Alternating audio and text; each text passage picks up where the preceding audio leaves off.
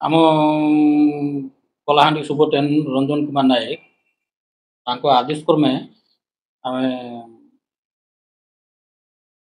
ଗୋଟେ ବିଶେଷତ୍ୱ ଖବର ପାଇଥିଲି। ସେ ଆମକୁ ଖବର ଦେଲା ଠାରୁ ଆମେ ମୁଖିଗୁଡ଼ା ଗ୍ରାମରେ ଗଲୁ। ପେଟ୍ରୋଲିଂ କରୁଥିବା ସମୟରେ ଖବର ପାଇଲୁ ଯେ ତାଙ୍କର ସେ ଖୁସିରାମ ସାହୁ ବୋଲିକି ସେ ଜଣେ ବେଆଇନ ମଦ କାରଖାନା ନକଲି ମଦ ତିଆରି କରୁଛି ବୋଲି ଖବର ପାଇଲୁ।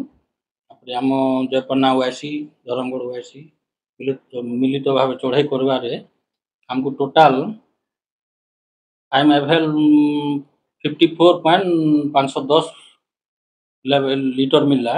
ଆଉ ଆମର ବିଅର ମିଳିଲା 153 ଇଣ୍ଟୁ 153.65 ଲିଟର ବିଅର। तापर हमर डुप्लीकेट लेवल मिलची 238 238 ଆଉ ତାପରେ ଆମର କର୍କ ମିଳିଛି ଟୋଟାଲ 2467।